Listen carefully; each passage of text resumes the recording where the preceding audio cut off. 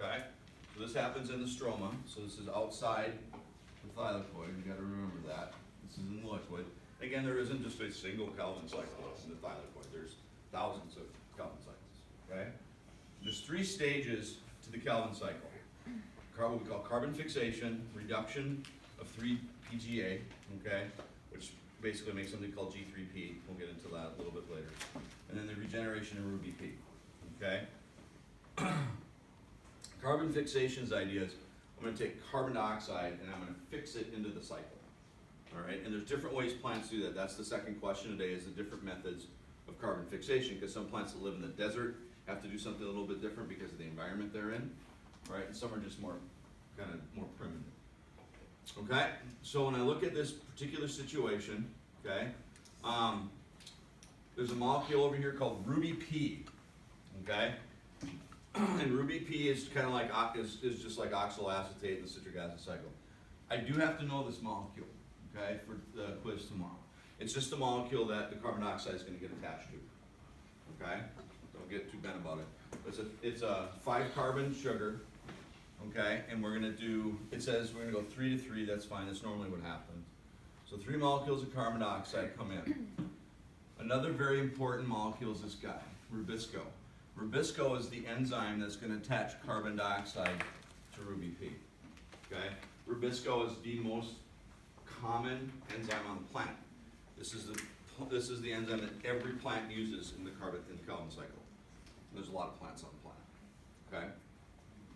So rubisco is going to fix carbon dioxide or carbon onto Ruby P to form something called, and you're going to get 3 6-carbon molecules are going to split immediately. They're highly reactive into 6 3-PGA molecules. Okay, see the phosphate on there? You get 6 of these 3 carbons. Now, in comes in our second stage of reduction of PGA.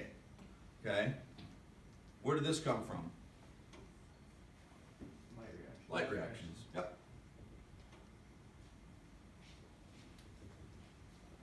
So those are our light reactions, okay?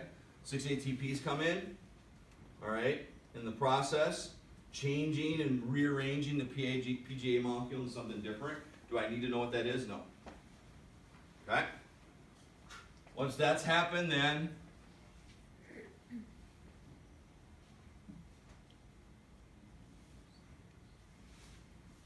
the NADPHs we create come in and do the further reduction of PGA to form something called G3P, glyceraldehyde 3-phosphate.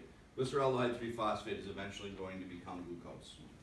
Okay, it just isn't glucose yet, but we don't need to worry about how does it go through that process. But it's a 3-sugar molecule, so you got 1 molecule of G3P, so you got half a glucose. So if you only get half a glucose from this, how many times you got to go through this? Twice. Yeah, you gotta go through it twice. Just like when we had to oxidize glucose from respiration, we had to go through twice. Okay? And that's called reduction. Now we've got our sugar that we're going to convert into glucose, but only 1 leaves. 5 are staying in the cycle to get regenerated back into Ruby P. All right? And so what happens here is the regeneration of Ruby P is stage 3. So 3 more ATPs come in from the light reactions and rearrange this molecule from 5 3-carbon molecules to 3 5-carbon molecules, and we regenerated it. So really, to get a full sugar to go through 2 cycles, right, I'm really going to need 12 ATPs here. I'm going to need 12 NADPHs.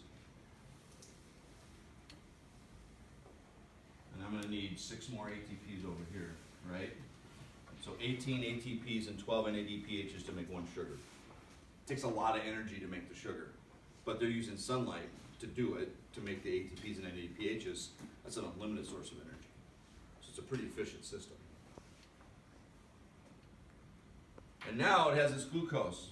It's going to use that glucose and it will go to its mitochondria and go inside the mitochondria to start making ATP for cell work for the plant. Okay? This and this and this go back to the light reactions and get regenerated. So they just cycle through between the two, constantly and consistently. A guy named Melvin Calvin figured this out. He was a U of M professor, actually, in the 1960s.